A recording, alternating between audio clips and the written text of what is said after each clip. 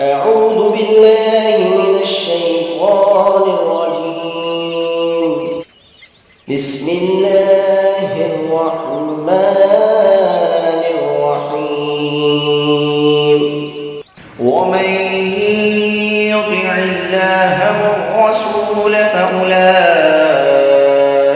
مع الذين أنعم الله عليهم من النبيين والصديقين والشهداء والصالحين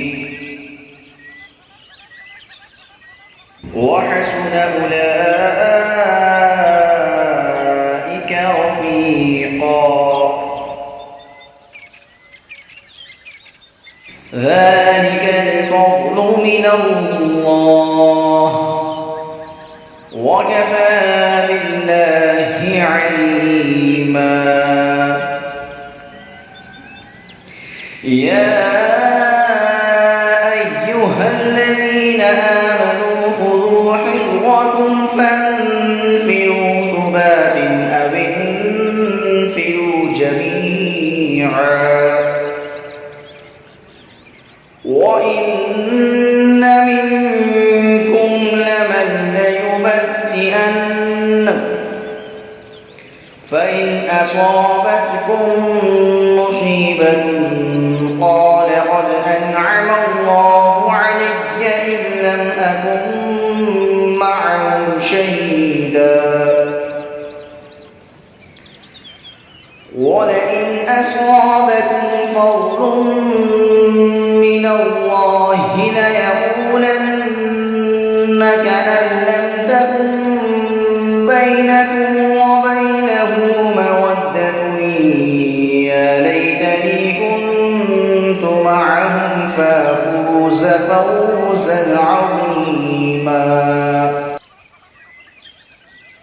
और जो शख्स अल्लाह और उसके रसूल का फर्मा बरदार हो तो वो उनके साथ होंगे जिन पर अल्लाह ने इनाम किया, वो नबी और सिद्दीक और शहीद और साले हैं। और ये रफ़ीक कैसे अच्छे हैं। ये अल्लाह की तरफ से एहसान है और अल्लाह काफ़ी है जानने वाला। ए ईमान वालो, अपने हथियार ले लो, फिर जुदा जुदा अफवाज होकर निकलो या सब इकट्ठे होकर निकलो। और बेशक तुम में बाज़ ऐसा भी है जो लड़ाई से जी चुराता है, फिर अगर तुम पर कोई मुसीबत आ जाए तो कहता है अल्लाह ने मुझ पर फजल किया कि मैं उन लोगों के साथ ना था।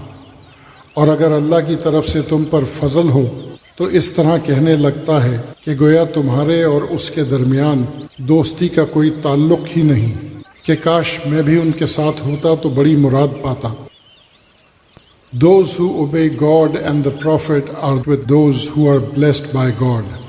The prophets, the sincere and the trustful, the martyrs and the upright, and how excellent a company are they. This is a favor from God, and sufficient is God, the all-knowing. O believers, take precautions and advance in detachments or go all together in a body.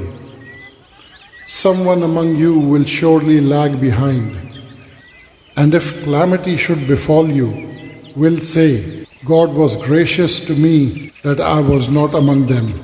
But if success comes to you from God, He will say, as though no love existed between you and Him, I wish I were with them, for I would have certainly met with great success.